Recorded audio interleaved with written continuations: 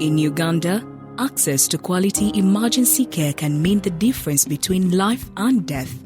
To strengthen emergency medical services, the Korea Foundation for International Healthcare, KOFIH, in collaboration with the Ministry of Health, launched a transformative pilot project in the districts of Masaka and Bukomansimbi.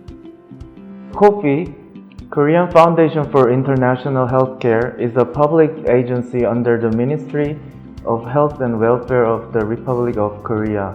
KOFIH supports government-level health assistance to the partner countries including Uganda, contributing and promoting international health sector cooperation and humanitarian values.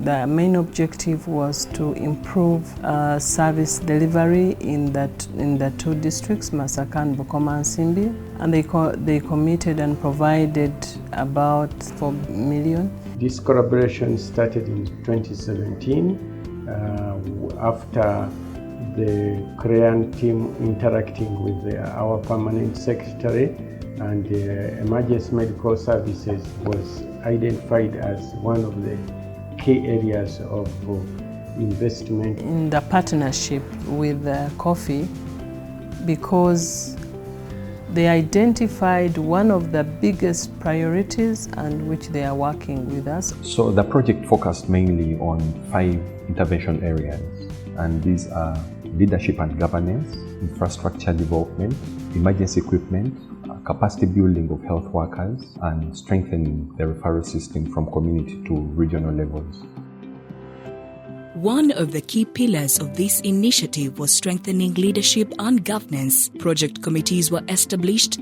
We have been able to see the development of emergency care protocols. Regional stakeholders came together to create a coordinated approach to emergency services. Leadership training was also extended internationally, with Ugandan officials receiving specialized training in South Korea.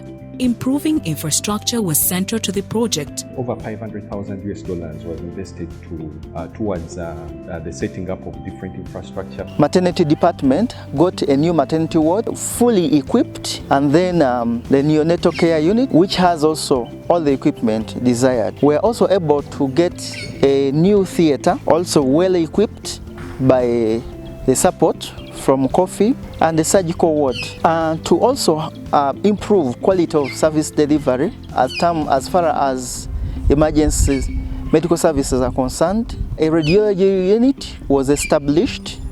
New regional skill and simulation labs, a call and dispatch center, and upgraded emergency units, including operating theaters, surgical wards, and neonatal units, were built to support effective care in Masaka and Butenga.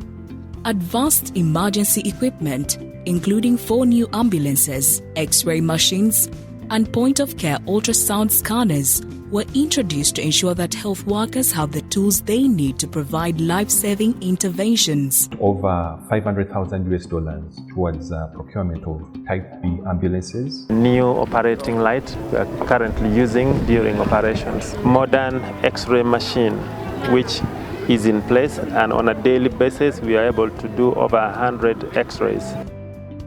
To build human capacity, health workforce training was done at the national level in the Ministry of Health, the regional level at Masaka Regional Referral Hospital, and the community level, empowering them to respond swiftly and effectively to emergencies. The project has enabled us to train 1,700 health workers in courses ranging from advanced life support to basic life support, basic emergency care.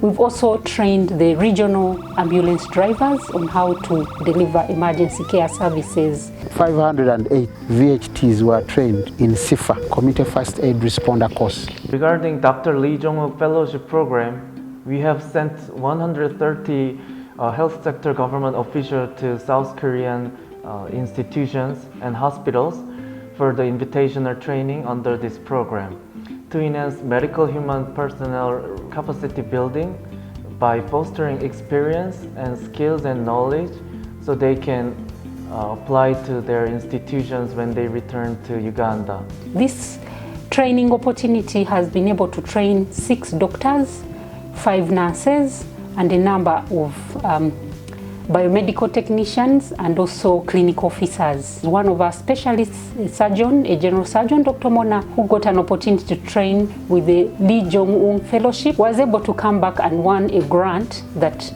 is able to implement treatment algorithms for trauma, assessment of trauma and treatment in Uganda. And this is the first of its kind that we are really proud to implement, and we look forward to implementing it in various regional referral hospitals across the country. And we hope it will be able to lead to more life-threatening conditions being treated in a timely manner, and also have trauma mortality declining.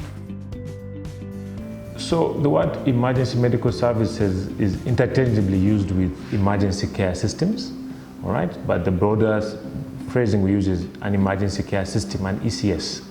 So this is a system that's responsible for providing care for people that have had sudden illnesses or injuries and need emergency care, all right? So this comprises of care that is provided on the scene. So when someone gets an injury or sudden illness, that can be in the community, on the roads, in the workplace, to care that happens when you're being transported from that point to the hospital. This is care that's provided by trained professionals who work on ambulances, ultimately to care that is provided in the hospital, okay, the acute care point or the emergency unit, as some hospitals have it termed. To improve emergency referrals, a new call and dispatch center was established. It coordinates the emergency units with ambulance teams and community responders in real time, ensuring that patients receive timely, continuous care from the scene through transportation and the emergency department.